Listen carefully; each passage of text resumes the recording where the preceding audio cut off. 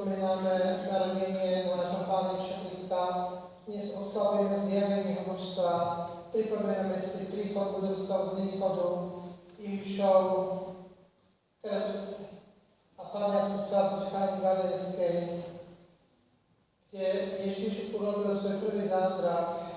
Dnes sa cirkev zasnúbila s nebeským ženíchom, lebo Kristus, keď bol pokrstený, očistil vody Jordána.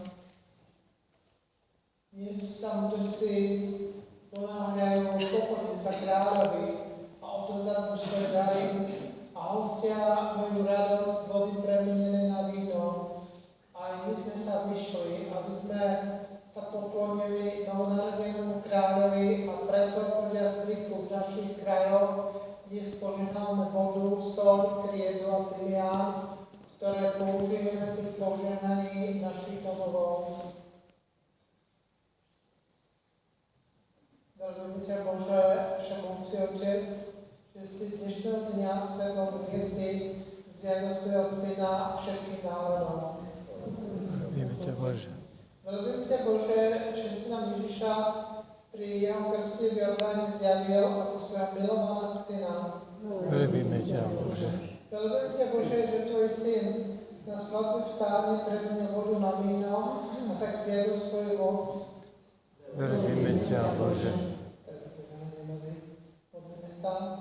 Všemohúci Bože, Ty si stvoril vodu ako prvok života. Tvoj Syn sa pre naše hriechy dal pokrstiť po vlnách Jordánu a tak posvetil vodu. Aj nás si urobil svojimi deťmi vo vode krstu. Požehnaj túto vodu.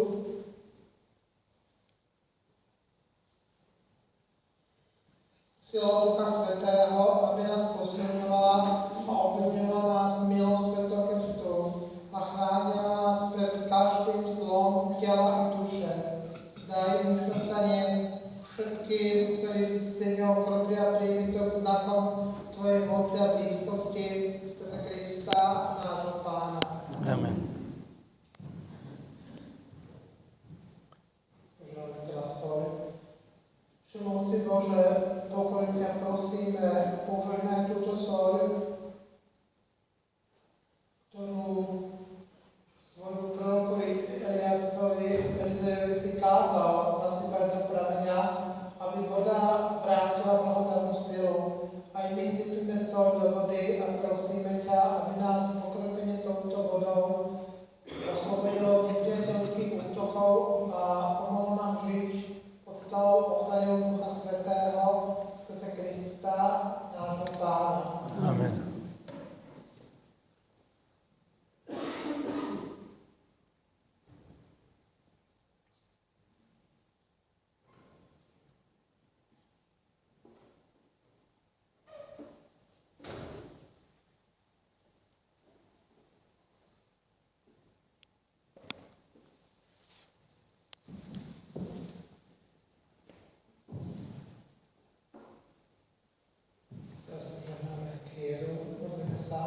Dobrý Bože, požehnaj túto kriedu,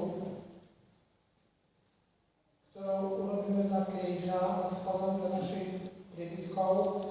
Daj, nech nezabudneme, že celý náš život patrí tomu, ktorý nás na tomto znaku vykúpil.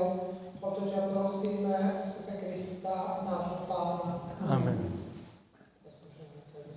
Modlíme sa. Pane náš Bože,